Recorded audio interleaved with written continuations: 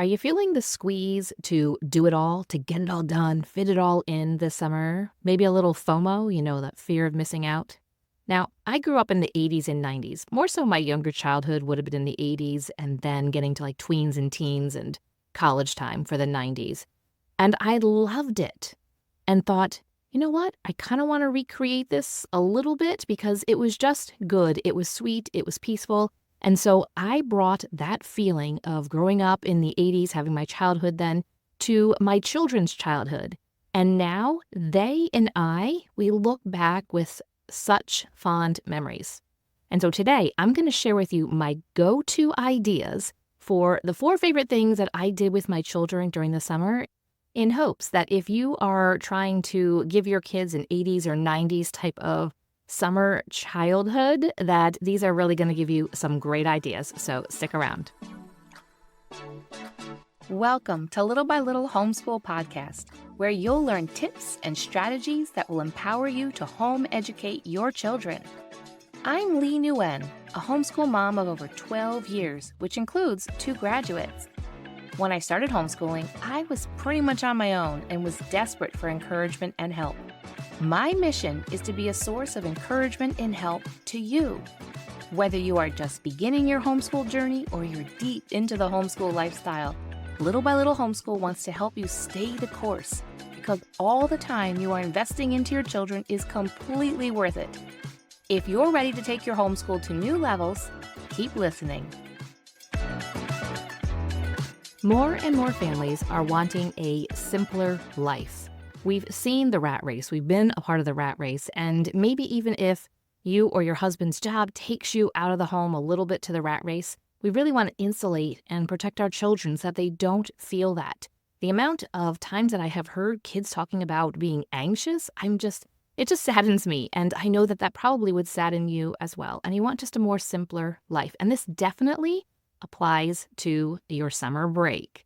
There are lots of summer episodes that I have done this year and then the past 2 summers, and I will link a bunch of those in the show notes so that you can just go ahead and binge listen to a bunch of summer episodes so that you can, the rest of the summer, because I know that you are on summer break right now, so that if you are feeling a little overwhelmed, you can get over that overwhelm and really have a more intentional summer for the rest of your summer break. So like I said, my childhood in the summer, let me describe it a little bit to you. It included a lot of running around our neighborhood with our neighbor friends. It included a lot of play, mostly outside. It was kind of one of those, basically, all of the parents would put the kids outside in the morning and say, "You're not coming back in until dinner." Now, there were some bathroom breaks that needed to happen, and we would run to each other's houses, and whoever's house they were at, that mom was in charge of making peanut butter and jelly sandwiches. I might find some popsicles handed out the door to us, just that kind of stuff. But we would just run and play. I remember recreating and really enjoying Little House on the Prairie. I mean, I was Laura Ingalls. If you thought you were Laura Ingalls, I'm sorry. I was. No. But recreating that, playing Little House on the Prairie, playing Wonder Woman. I had the undergarments, we'll say, the underwear and undershirt, and I found an old shirt of my dad's that I would twirl, and I think maybe I had some glasses. I don't know, maybe made a wand. Who knows? Who knows what I did? But recreating those couple of things, Little House and Wonder Woman, and basically falling in bed exhausted at night, absolutely content and happy. Now, yes, times have changed. We are here now in 2024. It is not 1983 anymore. But we can still have that nostalgic feeling, and we can't necessarily recreate it completely because we still have screens. We still have all of these other things. We have, so in my house now, I have air conditioning. Not that there wasn't air conditioning in 1983, but I did not have air conditioning in my house in 1983. We had some fans and windows open at night, and that is what you had. But we can enjoy, I thoroughly enjoy the air conditioning, especially at night, so I can sleep comfortably. So I'm not saying I want to give that up, but there is kind of this push and pull, and there's this tension that we have, and you're probably feeling it, and you just want to make things simple for your kids so they can fall into bed as well at night, exhausted, but happy and content. And I have a feeling that you wouldn't mind feeling like that in the evening as well. So this list isn't purely an 80s and 90s type of list, but it's pretty close. So let's dive in. Now, I had a really fun time putting this list together. I need to add the disclaimer that all of these things on the list most likely would not excite my children anymore. They are 21, 19, and 16. Their idea of excitement includes a lot more than just this. But when they were young, this thoroughly excited them and made them happy and was enough. So when I say the 4 different things, what I have done is I have categorized all of these different ideas into 4 different categories. So I'm going to read the categories to you, and then I'm going to go in and then tell you what is included in each of the categories. So the first category is ideas of things that we did outside and away from the home. The next one was outside and at home. The third category is inside, away from home. And then the fourth category is inside, at home. All right, are you ready? Maybe you have those captions written down and you can scribble down some ideas underneath them. But I like to put things into certain boxes and certain categories, and that's why I labeled it as this. The first category, let's go back to that. Outside and away from home. Here's some ideas for you. How about just good old-fashioned playgrounds? Now, I know playgrounds are a little bit different. There are all kinds of comedians and jokes and memes and all kinds of things about some of the playground equipment that we had in the 80s that are no longer at playgrounds. I have seen some videos of people have found some old playgrounds. I'm talking specifically about the one playground toy that you could sit on in the middle or sit around and you could spin. And oh my goodness, that was a blast. I had a totally fun time doing that. Do not put me on one of those now. I will be way too dizzy. But if you could survive that and hold on and not fall off, you were king or queen of whatever that playground equipment was called. I don't even remember. But I think you know exactly what I'm talking about. But just playgrounds. There are so many options now. There weren't as many options when I was growing up. I remember taking my kids to a couple specific playgrounds that were much bigger. And it would have taken more of an effort to go to some of these, to pack everybody up. But I always found that it was best to get there first thing in the morning when we were fresh, when maybe the playground was still in the shade and the coolness of the morning was still there, and then they could just play for a few hours. Maybe have some lunch there, but get home early afternoon, put everybody down for naps or head to their rooms for just some quiet time. But playgrounds were a lot of fun. And you can include that in inviting your friends, saying, hey, let's meet at XYZ playground on this day at this time and see who shows up and just have a really good time. Or sometimes I would just take my kids because I didn't want any more complication. I was like, we just need to get out of the house. Let's just go to a playground. And then sometimes we just went to a playground that was just around the corner, maybe just a couple minute drive. I don't think there were any that we could walk to, but maybe where you live, you might have some that you can walk to. It doesn't mean that every single time you have to go to a big one, but it was fun to take the extra time to go to some of these big ones. And when you don't go to those as much, they're even more exciting. Another thing that we would do was maybe to go to some splash pads. These were few and far between, but I think they are more prevalent now. But some of the playgrounds we went to had a little bit of a splash pad as well.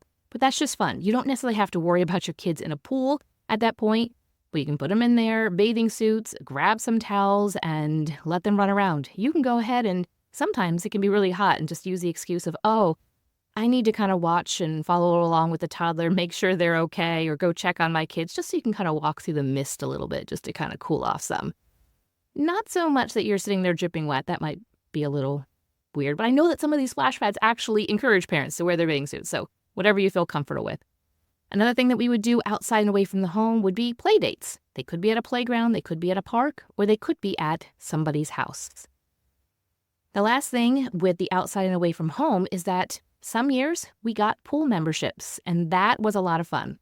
We went to a pool that had a bunch of our friends from church, and those families all went as well.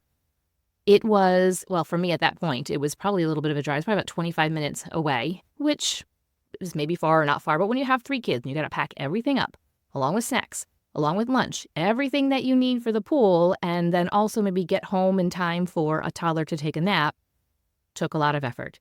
And so what I decided was we weren't going to go every single day. Yes, I could get my money's worth by going every single day, but that was almost an hour of driving when you would include there and back. And so I just kind of worked out with the kids. I was like, look, we will go for one day during the week that is for most of the day. And we'll get back by mid to late afternoon. I would have a dinner in the crock pot, so it would be very easy to just kind of move into dinner time. And then I said we would go a second time during the day, but it would only be for a couple of hours, and we would be home and soon after lunch. I would probably pack a lunch on those days, and they could just eat lunch in the car on the way home, so we could get home and not have to necessarily worry about that. Let's go to the next category, and that is outside but at home. Sprinklers. I mean, come on. You can't really get any more 80s than a sprinkler, and so we always would have a sprinkler. Just took a hose up to it and let it go. And there sometimes is, you'll get that one kid that'll pick up the sprinkler and be aiming it at everybody and shooting everything with water that's not supposed to, things that are on the porch that are on like a covered porch that aren't supposed to get wet. And so, yeah, you do run into that. But sprinklers were a lot of fun. Kids could cool down, they could run through the sprinkler and feel like they were doing something exciting, but you weren't anywhere else. You were just at home. Another thing of outside at home is to have some play dates. You can just invite friends over to just play outside. You don't have to be inside. Maybe again, if it's warm and, super warm and hot in the summer, maybe set those up for in the morning. Another thing that we love to do was to read books in the shade underneath a tree, pull out a blanket and maybe get a couple of snacks or some iced tea and sit underneath the tree and just read some books. It might have been a read aloud, or maybe it was everybody bring a book that you're reading and let's just sit and enjoy just being outside, but being in the shade a little bit cool and using our minds and just kind of relaxing a little bit. Another thing that I love to do and that they all will tell you that they remember very much was making homemade popsicles. You can do them very simply. I had all kinds of different, not gadgets, but different containers. Sometimes I would do like smoothie pops and you could like squeeze them like maybe they're like a silicone kind of thing. And then there was the old fashioned ones where you just pour in maybe some juice and you can pull the little thing out of it. It's just those hard plastic containers. But we did a lot of homemade popsicles because then I could control the ingredients and keep the costs down. We also always had some type of fire bowl, and we would a couple of times a month do s'mores around the fire bowl.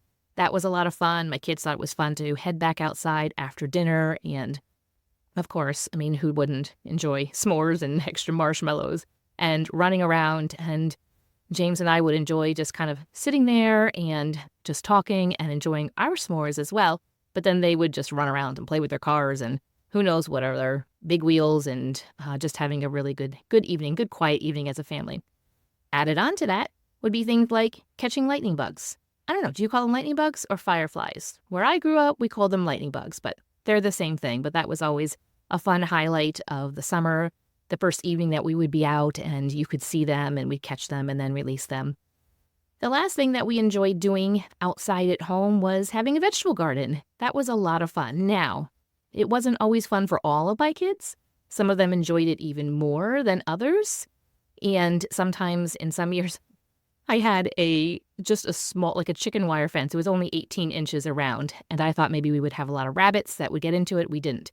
Really, it kept the toddler out of the vegetable garden, which would have been fine for him to walk through it when things were fully grown. But in the beginning of the summer, when everything was very small, or he would have gone and thought he was weeding and pulled out everything that had finally grown. But anyway, the veggie garden was a lot of fun. Let's go into the third category, and that is inside activities, but away from home. You know how it can get hot. So hot, and if you live in a place that is extremely hot or very humid, you're looking for some things to do inside at some times during the summer season, but also maybe just for some of you, it might just be in the afternoon that just gets to be a bit more oppressive.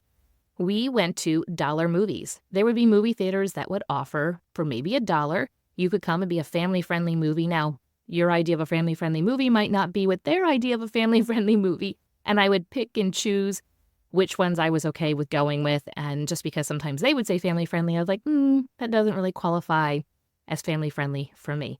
So we would go to some of those dollar movies and it would be nice and cool and air-conditioned, and it was a special treat because we did not go to the movies very often at all. So they thought this was fantastic to go. So there are some theaters that used to do it. I think I've even heard of them around in my area. My kids are older, so I don't necessarily pay attention, but I think I've seen it even in some Facebook groups. So check into the local theaters, maybe just give them a call or stop in and ask them if they offer children's movies during the summer, and it would be during the daytime, and they figure, hey, this is kind of a fun place for kids to come to. We're already going to be open. We don't really have a lot of people coming. I think often it was like a Tuesday or Wednesday at 9:30 a.m. or something like that.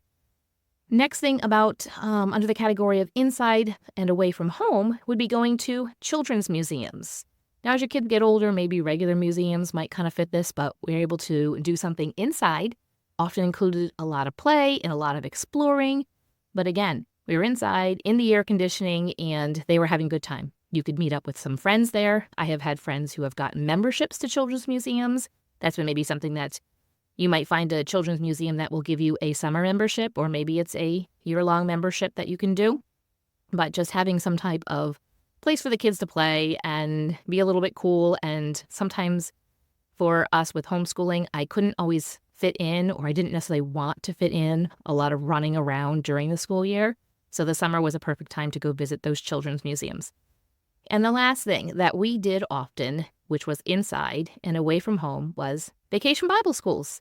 Our church always had one, and then sometimes there would be one or two other churches that would also offer them, that I felt comfortable at those churches, and or I would volunteer as well.